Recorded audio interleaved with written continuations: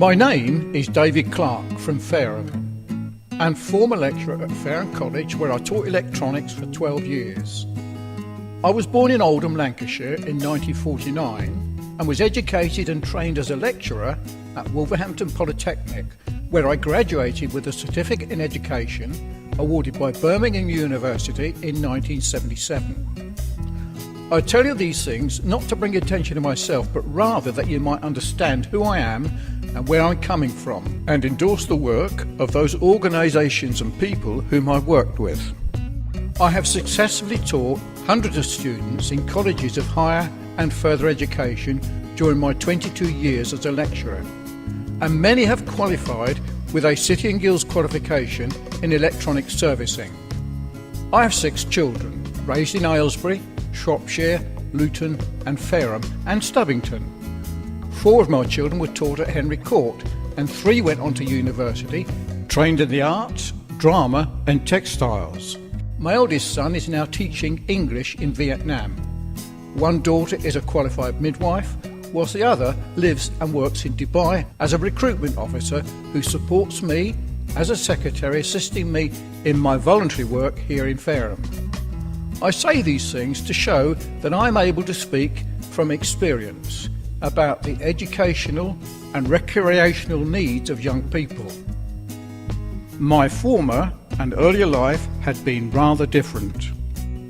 My brother Michael and I were both convicted criminals in the 60s and were sent to prison for malicious wounding and carrying a firearm without a licence. We grew up in Aylesbury during the 60s and became criminals. We were mods. On leaving Dover Bourse in 1968, I had a 3-year career of undetected crime, and my brother had spent 2 terms in Oxford Detention Centre, Bourse training at Rochester, and finally a convict at Maidstone Prison. My life was turned round overnight after a bad experience on LSD when I cried out to God for help, and it was then that I realised and had the desire to turn my life round. I learned to read, as I was virtually illiterate, reading a range of classical literature and the Bible. Within 1 year of my conversion, I was able to confess to the police to over 24 crimes that I had committed since leaving Dover Borstal in 1968, and was fortunate not to receive a custodial sentence. In 1976, I was received as a member of the Beaton Stricton Particular Baptist Church, and later I became the secretary. I went on to higher education. I was called to preach and sent by the church as a minister to preach in 1982 and preached in many churches in England. My brother's life remained unchanged and he continued his flamboyant lifestyle, and in 1995, whilst I was teaching at Fareham College, I got news via the ITN television network of my brother's arrest and imprisonment in the Philippines, where he was sent to prison for 16 years.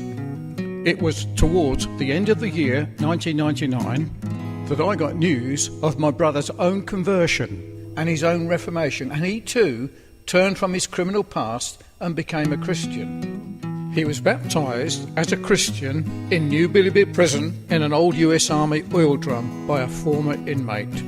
It was then I felt moved to write our story and publish my first book, now released under the title Borstal Boys, Alternatively from Crime to Christ. I then, in September 2001, left Fareham College and went on full-time mission work to the Philippines to bring help and relief to my brother and many reformed prison inmates.